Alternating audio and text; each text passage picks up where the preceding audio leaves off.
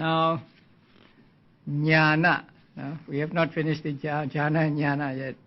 So, jnana and jhana are very close to each other in sound, and so people may confuse. That is, if you do not say the word clearly. So, you say the jhana and people may hear jnana. Now, jnana is spelled with N with a wavy line above, and then A, and then N with the dot beneath it, and A. Now, as I explained a few days ago, the dot beneath the letters mean that they are to be pronounced with the front of the tongue touching against the heart palate. They are called cerebrals. So jnana, the word jnana means knowing or knowledge. So there are in the manual mentioned 3 words: panya, jnana, and amoha. So they are synonyms. So in the Abhidhamma, the 3 terms are used synonymously. So sometimes panya will be used, sometimes jnana, and sometimes amoha. But they mean the same thing. So panya also means knowing, jnana means knowing, amoha means not ignorance, not delusion. So amoha also means wisdom or understanding. And as you know, jnana is one of the beautiful mental factors, the last of the 25 beautiful mental factors. So jnana is one mental state or one mental factor, and jhana is the combination of 5 or 4, 3, 2 mental states. So they are different. And in jhana, now among the 5 jhana factors, do you find panya or jnana there? No. So that means not that it is without jnana. The jhana is always accompanied by this jnana. But in the jhanas, the concentration plays a more important role than jnana. That is why you practice jhana, but you cannot know the true nature of things. So jhana is the strong concentration of the object, and then this jhana can lead you to attaining psychic powers or abhinyas, and just that. So that is why, in order to penetrate into the nature of things, you have to practice panya or vipassana. In vipassana, panya is predominant. Without panya, there can be no vipassana, because with the help of vipassana, you see the true nature of things. You see the conditioned phenomena as impermanent, suffering, and non-soul. The jhana and jnana are 2 separate mental states or mental factors. Jhana is again the combination of 5, 4, 3, or 2 mental factors. And jnana is one mental factor, the last of the beautiful mental factors. And the concentration means, or samadhi, let us use the word samadhi.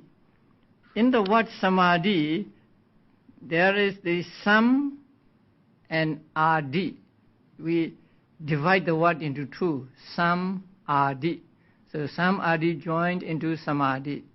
Now sam here means evenly and rightly. And adi means putting or placing. So placing the mind on the object evenly and rightly.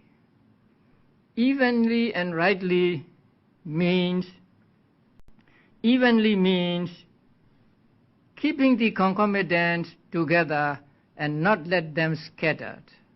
So when concentration keeps the consciousness on the object, it keeps the other concomitants all together, and it does not let these to be scattered away. And also it keeps the consciousness and its concomitants on this object, on the object, and do not let them to be distracted to other objects. So that is what we call concentration. So normally we say concentration is the mind staying on the object for a longer period of time. So that is concentration, which is predominant factor in jhana. Now jnana is said to have the characteristic of penetrating things according to their intrinsic nature. That means understanding the intrinsic nature of things.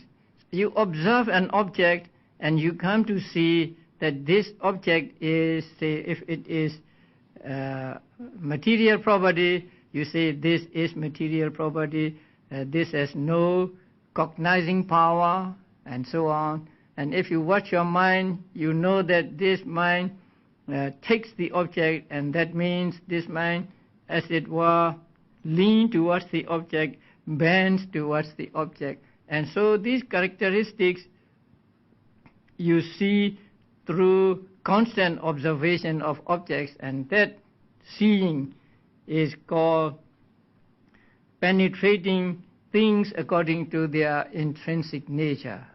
So only through panya or jnana can you see these characteristics. Now, common characteristics and individual characteristics.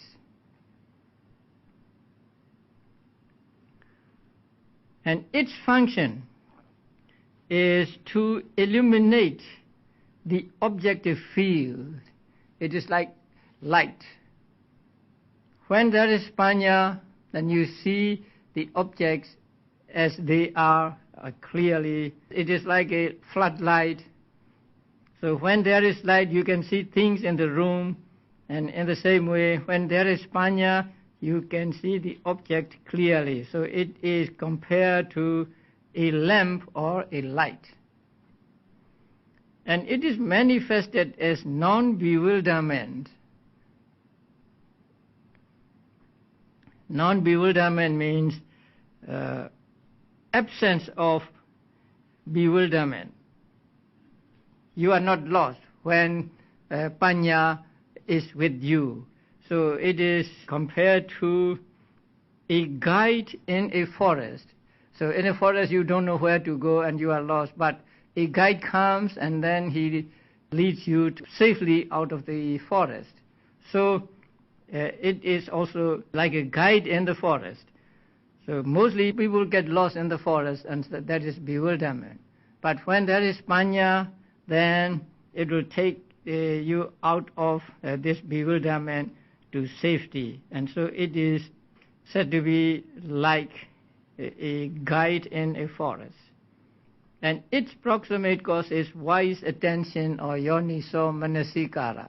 So when you have yoniso manasikara or wise attention or correct attitude toward things, then panya or understanding tends to arise. So jhana and jnana are two separate things, and now you understand that jhana is a name of the group of 5, 4, 3, 2, and 2 jhana factors, and jnana is one mental factor that belongs to the group of beautiful mental factors. Although they are different, they arise with many types of consciousness. Now you have gone through the combination of consciousness and mental factors, even if you do not know the true nature of things. So jhana is the strong concentration of the object, and then this jhana can lead you to attaining psychic powers or abhinyas, and just that. So that is why, in order to penetrate into the nature of things, you have to practice panya or vipassana. In vipassana, panya is predominant. Without panya, there can be no vipassana, because with the help of vipassana, you see the true nature of things. You see the conditioned phenomena as impermanent, suffering, and non-soul.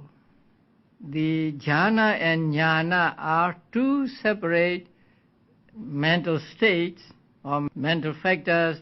Jhana is again the combination of 5, 4, 3, or 2 mental factors. And jnana is one mental factor, the last of the beautiful mental factors. And the concentration means, or samadhi, let us use the word samadhi. In the word samadhi, there is the sam and adi. We divide the word into two, sam, adi. So sam, adi joined into samadhi. Now sam here means evenly and rightly. And adi means putting or placing. So placing the mind on the object evenly and rightly. Evenly and rightly means, without looking at the chart, I think the chart will help you. So the mental factors that we call jhana factors and panya, the jnana, arise simultaneously with some types of consciousness. Although they arise together and taking the same object, their functions are different. The function of vitaka is, say, to take the consciousness and put it on the object and so on. But the function or characteristic of this understanding or jnana is to penetrate into the nature of things or to see things as they really are. So jhana and jnana are two separate things. In the jhana, concentration is predominant, and in vipassana, jnana is predominant. Actually, the word vipassana is also a synonym for panya, because vipassana is composed of vi and pasana seeing. Seeing means seeing with your mind, eye, and so it is understanding. So we get panya, jnana, amoha, vipassana, now 4 synonyms for understanding or knowledge. This class is too short. Everybody is saying it is too short. So I'm not able to cover the whole book at this class. But I want you to know what you can expect from this book. So we have now covered 3 chapters. 3 chapters quickly. So I think you read the book again and check with the handouts and so on. Now the 4th chapter, I told you about the thought processes. So 4th chapter deals with thought processes, like seeing thought process, mind or thought process, jhana thought process, magga thought process, and also about the registering consciousness, tadaramana. And also it gives us which jhanas arise once only, which arise, say, 4 times, 5 times, 6 times, 7 times, and many times. And also it teaches us what type of individuals have what type of consciousness. So in the 4th chapter, we will learn that. In the 5th chapter, the first thing taught is the Buddhist cosmos, the world according to Buddhism. So the world with its 4 great continents, and then in the middle there's a Mount Meru, and then 4 great oceans and so on, and also the 31 planes of existence. So we find 31 planes of existence in the 5th chapter. And then this chapter teaches us about what type of the relinking consciousness is for what type of being. Or in other words, what type of being takes conception with what type of consciousness. And then one section is on karma. So we learn about karma. There are different kinds of karma. Karma that gives us results in this life, karma that gives results in next life, next future life, and then karma that gives results in the existences beginning with the 3rd until one becomes arahant and dies, and then the karma which become defunct. So different kinds of karma are mentioned there. I told you about the 3 root superior, 3 root inferior, and so on. So those will be mentioned in the 5th chapter. And the last section of 5th chapter is very interesting. It is about death and rebirth. So how death occurs and how rebirth takes place. The death, rebirth thought process, we will learn that in the last section of the 5th chapter. And then the 6th chapter deals with matter, enumeration of 28 matters, and then their different divisions, their causes, and their groupings, and how they arise and disappear in one life. And at the end of the 6th chapter is a section on Nibbana. And the 7th chapter deals with different categories. Now, when Buddha taught, he taught in different ways. Buddha possessed the ability to see into the minds of his listeners. And so Buddha knows this person is of hate temperament, this person is of attachment temperament, and so on. And also he knows what to teach to that person. Listeners are different from one another. So some listeners are familiar with the word khanda. So for such listeners, Buddha used the word khanda to teach them. But there may be other listeners who are familiar with the word dhatu. So for them, Buddha used the word dhatu, but meaning the same. So the same dhammas, the same consciousness and mental factors are given different names. And that is to enable his listeners, different listeners, to understand and to get enlightenment. Now in the 7th chapter, such categories are taught, like I will use a Pali, asavas, yogas, ogas, and so on. And in the 7th chapter, you find the 5 aggregates, and then 5 aggregates of clinging, and 22 faculties, and 7 factors of enlightenment, and 4 noble truths. So these are taught in 7th chapter. And then the 8th chapter. The 8th chapter is, I think, the most difficult of the 9 chapters. First, the dependent origination is taught. But they are not so complicated. seem to be simple, but actually, as you know, dependent origination is a profound teaching, and you need a real knowledge of Abhidhamma to understand it fully. And then the next section is on Patthana, the 24 modes of relations. And Patthana is the most profound of the 7 books, and just a little bit of the Patthana relations are given in the 8th chapter.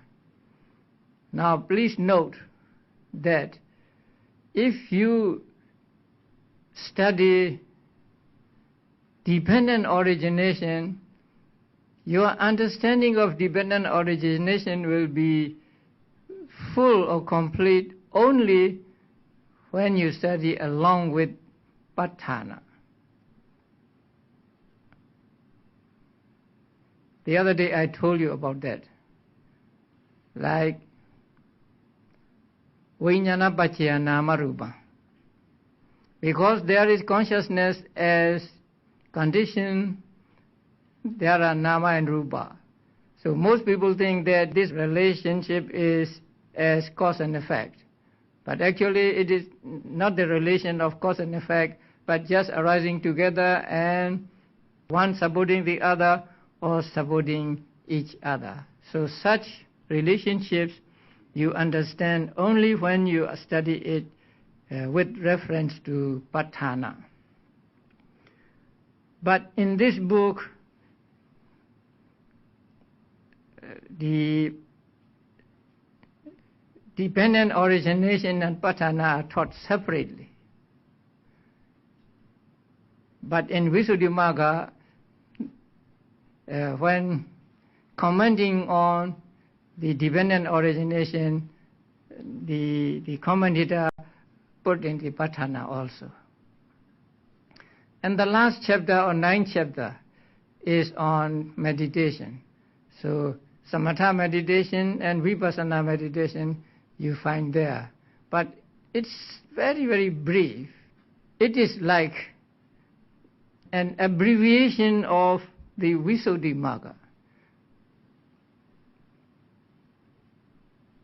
So with the help of Visuddhimagga, you can study in more detail the Samatha meditation and Vipassana meditation.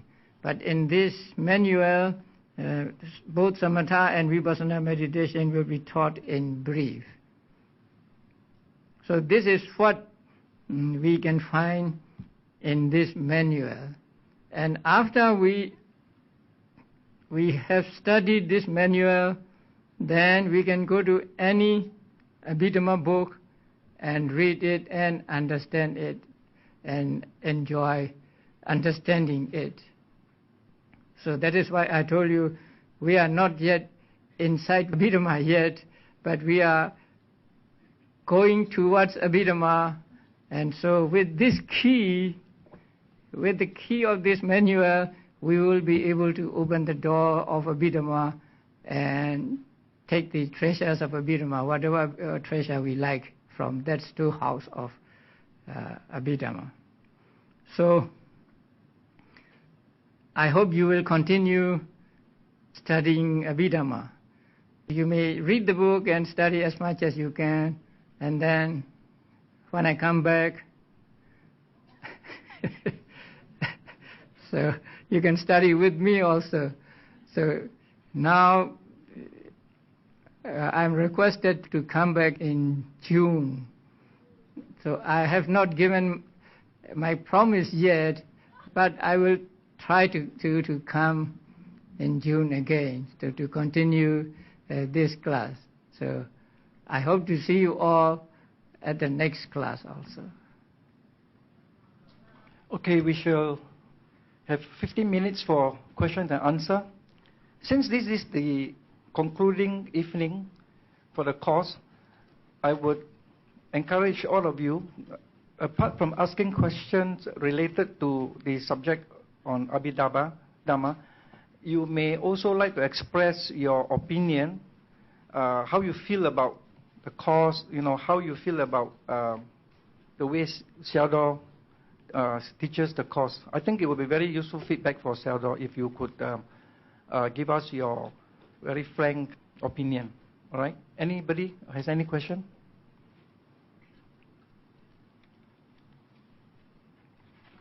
Seldor, I am quite concerned about this, the acts of organ transplant.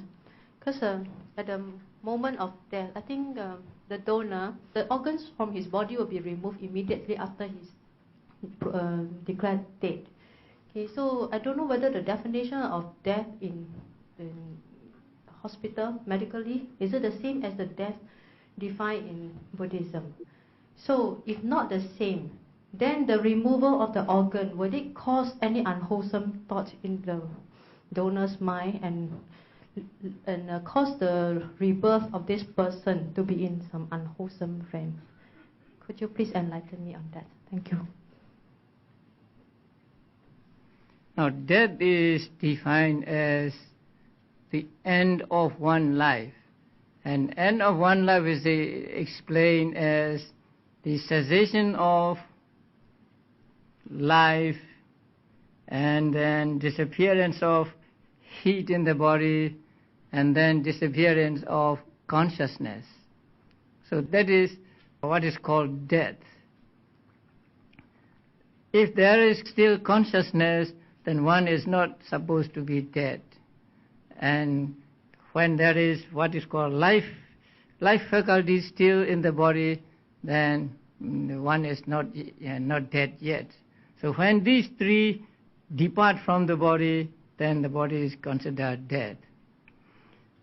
And donating organs is, I think, a good practice, because it is a kind of dana, and bodhisattvas especially practice such things. But bodhisattvas are described as givers. They are all in your feedback form, I know, but would anybody, at least let Seldor hear about your comments. Seldor, early on in the part of the course, you mentioned about the bhavanga existing in Buddha, only interrupted only perhaps in a few occasions. So the bhavanga continues relatively uninterrupted, whereas in normal human beings, we have a lot of bhavanga moments.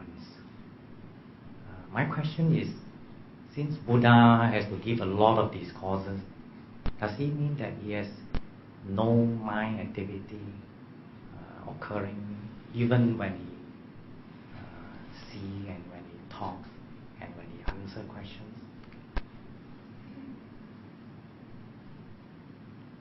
Oh, mind works very fast. So even when talking, our minds may be working elsewhere or thinking of some other thing. I go on talking, but I may be thinking of some other thing as well. So there is always mental activity going on as long as life lasts. And when we are asleep, still there is mental activity, although this is not evident. So bhavanga is also a mental activity. Also, we call it inactive thought moments. So inactive means not responding to the objects presented to us or we experience. So there is always mental activity so long as we are alive. And for Buddhas have very quick intellect, and so Buddhas do not need many bhavanga moments between thought processes. And especially when Buddha showed the twin miracle, that is the miracle of water and fire coming out of the body, Buddha had to enter into jhanas very quickly. So at those times, it is said in this book, about 4 or 5 times. But the ancient commentaries say that the bhavangas can be as few as 2 times for the Buddha. So that means just 2 bhavangas and then next thought process. And then that thought process ceases, and then 2 bhavanga movements, and then thought process.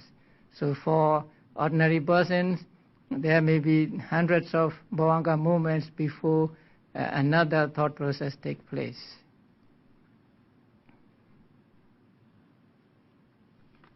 There's a written question here. Sampajanya is translated as clear comprehension. That means correct understanding. Sampajanya comes only after one gets concentration. And sampajanya is the understanding of different activities as just the elements doing their own function, going on out of their own accord, and there is nobody regulating them, no person or no Atman or whatever. So understanding that way is called sampajanya. Normally we think we walk, we bend, we stretch and so on, but through constant observation and through concentration, we see that stretching is just the increase in air element, particles of air element caused by mind. So when we see this and there is no agent or no person involved in it, just the phenomena going on, then we are said to possess sampajanya or clear comprehension. So clear comprehension comes sometime after the practice. At the first moment or at the first session or sitting, I don't think sampajanya can come. So after some time, when one sees clearly and sees that there are only, say, mind and matter and no other thing that we can call an agent or an atta, then we get sampajanya. So when we walk, there is just the movements of the elements and nothing else. So seeing this way is sampajanya. And then we try to see the mind and the movement. During the lifting, do not reach to the stage of moving forward. So when it reaches the moving forward stage, there is another pair of mind and matter. And then that mind and matter arises and disappears at that moment. And then when we put it down, there is another pair of mind and matter and so on. So seeing this way is called sampajanya. So sampajanya comes only after one gets good concentration. And the other question is about ye dhamma hetu pabhava. So this verse was uttered by Venerable Asaji to Upatesa, who was to become the Venerable Sariputta. And the commentaries say that it teaches the Paticca Samuppada in brief. Ye dhamma hetu pabhava. Those that arise from a cause. Tesam hetung tathagato aha. Their cause the Buddha proclaims. Tesanja yo nirodho. Their cessation also the Buddha proclaimed, and this is what the great recluse taught. So in this verse, there is a mention of hetu, cause, and those that come from cause, and then also the cessation. So it teaches the Paticca Samuppada in brief. The Paticca Samuppada in brief is, when there is A, there is B. When there is no A, there is no B. This is the Paticca Samuppada formula in brief. So this verse also taught that Buddha taught those that arise through causes, and also their causes Buddha taught. So this verse is said to represent the dependent origination. And this verse is very popular in the olden days, but nowadays people don't use this much. In Burma there are many votive tablets with the Buddha image above, and underneath the Buddha this verse was written. And the King Anuruddha, who was a king of Burma in the 11th century, so he had these votive tablets, many of these made, and what he did was he had this verse written on the votive tablet, and the last line he had changed to "Thus speak King Anuruddha." Patthana, he asked about Patthana also. So Patthana is the teaching of relationship between cause and effect, or condition and what is condition.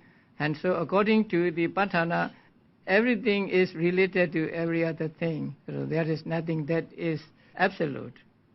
And Patthana teaches not only that things are related, but it also teaches how or in what way they are related. So that is the difference between the dependent origination and Patthana.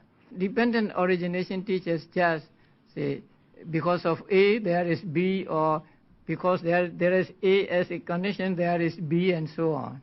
But Patthana teaches that A is related to B in this way. Like saying, suppose there are two persons, father and son. So, like saying these two persons are related, or these two persons are related as father and son. So, Paticcasamuppada is like saying these two people are related, but does not mention the relationship. Patthana is like saying these two persons are related as father and son. So, we can find the germ of Patthana in this verse, because it says that Buddha taught the cause of those that spring from causes. So that means Buddha taught cause and effect, and along with cause and effect there can be also the mode of relationship between the cause and effect. But it is more closer to Paticcasamuppada than Patthana here, because there is no mode of relationship mentioned in this verse. Okay, next question, please.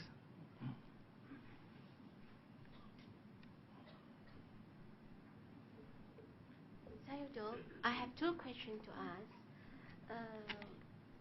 When I log into the website, CNN website, Vietnam War, I noticed a video clip. This was about a Vietnamese monk. He was sitting in a lotus posture, and was bending himself, protesting against the Americans. My eye consciousness perceived him as he was dead or painless, even though the fire was devouring him. Was he in the jhana state then? The precept said that we should refrain from killing. But in this case, the monk is killing himself. Is he against the precept? Thank you.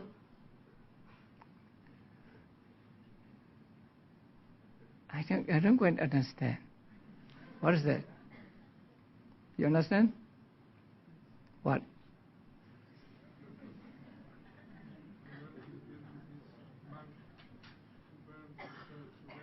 I think the monk was burning himself Oh. against the protesting against Americans. Yes. Okay. But when he burned himself, he was in a state of painless, what I perceive from eye consciousness.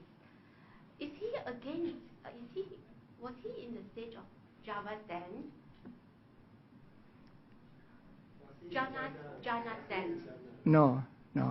Because when a person is in a state of jhana, fire cannot burn. But then, if he is doing that, is he against the precept of taking his life? That is problematic. Now, Ledi Siaro wrote in his book that killing oneself is not panadipada. But he did not give any reason or any textual evidence, but he just said it is not panadipada. I mean, not killing a living being or something.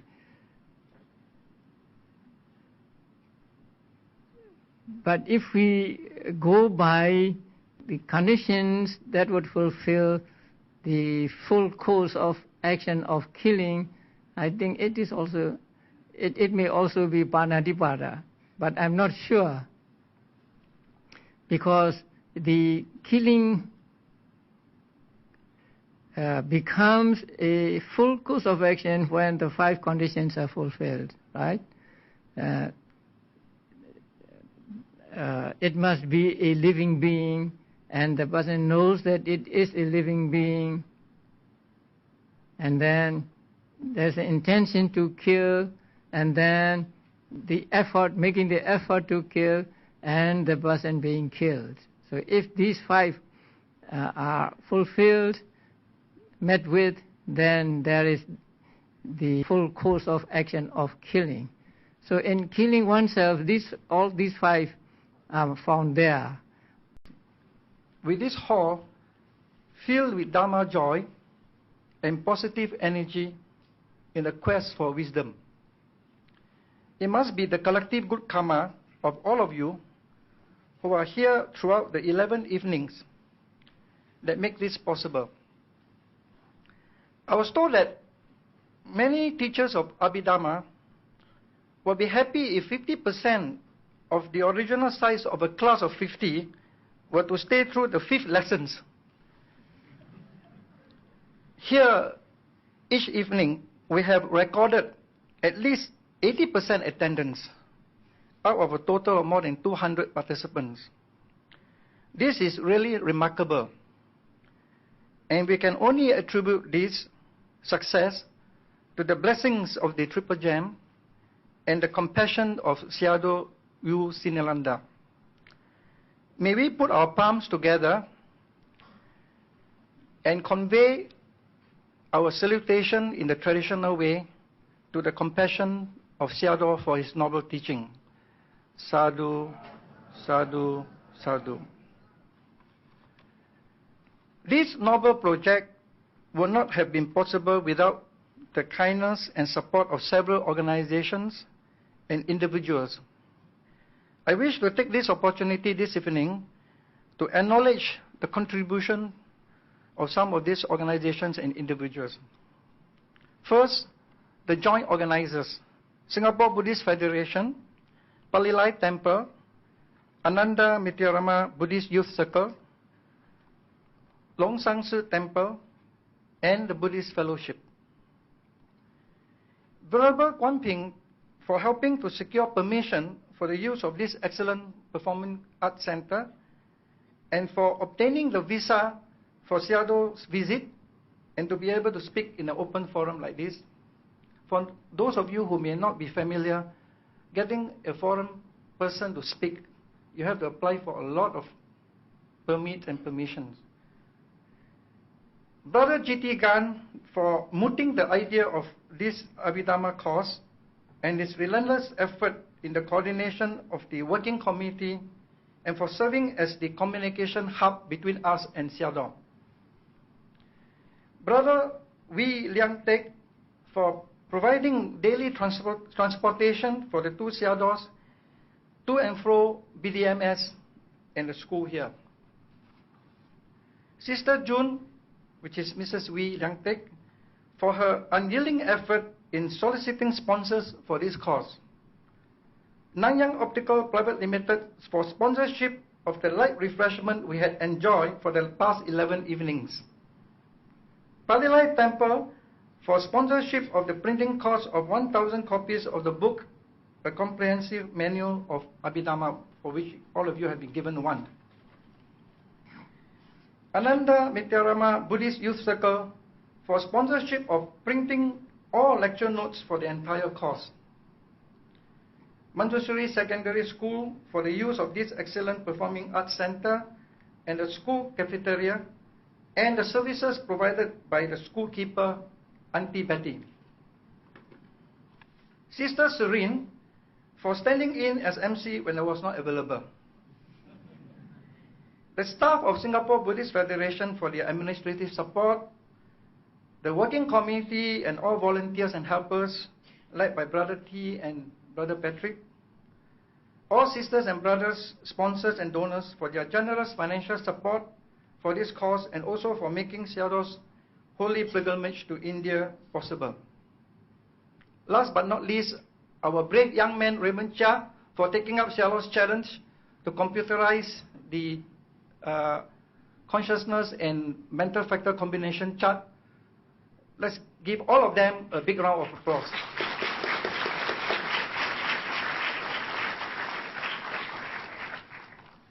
Finally, and most importantly, all of you out there, the wonderful audience, without your support and participation, there would be no Abhidhamma course. We salute your dedication to the Dharma and your devotion to the quest for wisdom. Despite a tired day's work from the office, many of you make every effort to attend the lectures without fail every evening. This augurs well for the future of Buddhism in Singapore. You all deserve a big round of applause for yourself.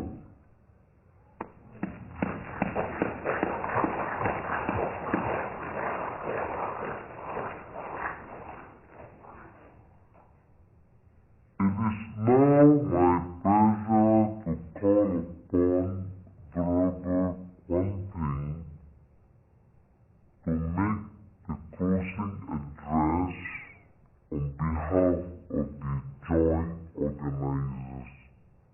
Venerable Sir.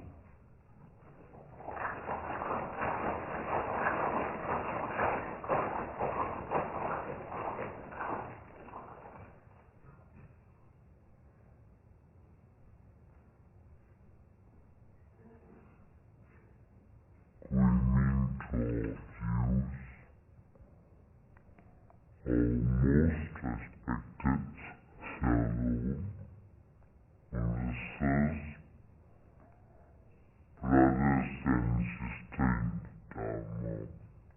I think all enjoys the lessons or the lectures by Seattle.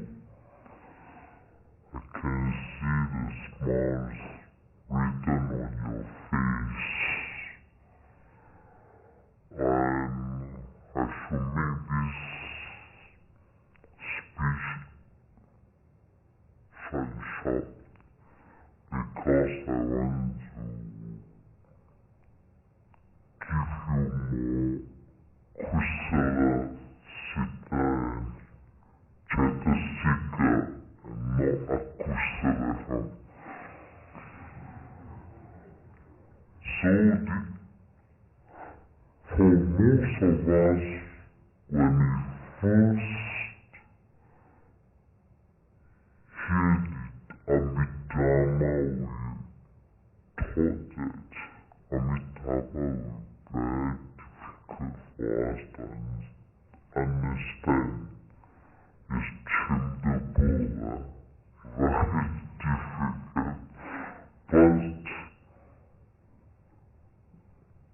when we attending the lessons, we found that Abhidhamma was so interesting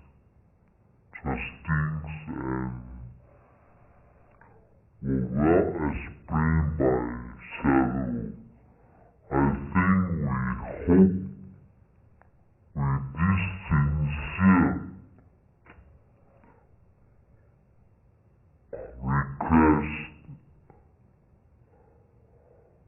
shadow will come back next year.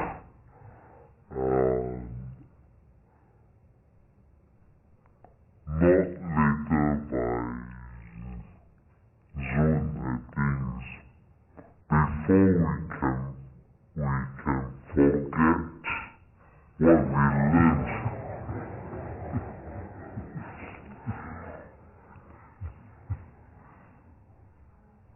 So with your support,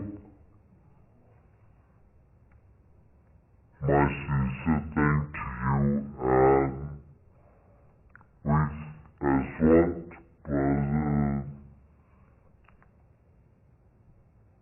was saying that without you, there is no Abhidhamma class yet. So, I hope you can give your conscious support to the activities that are organized by us.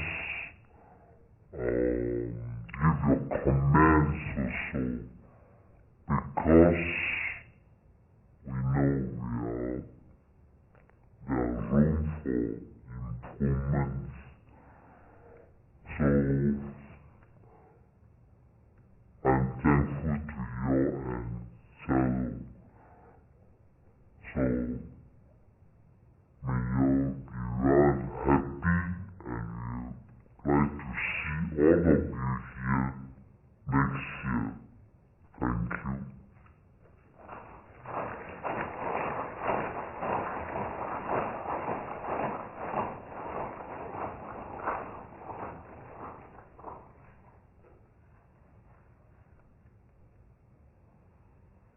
We are indeed very grateful to the compassion of Shadow for taking time off his very busy teaching schedule to come all the way to Singapore to deliver his noble teaching to all of us. In appreciation of Shadow's compassion, Brother Quanting will now present air tickets to India to Shadow as a small dana from all of us.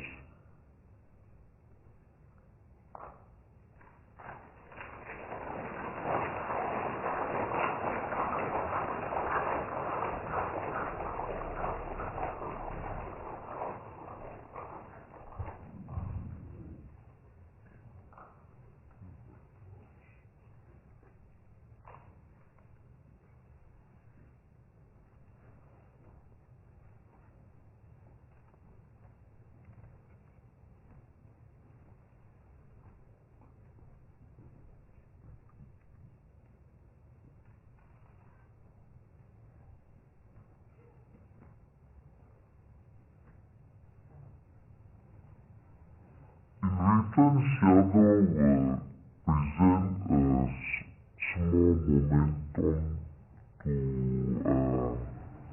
deliver. This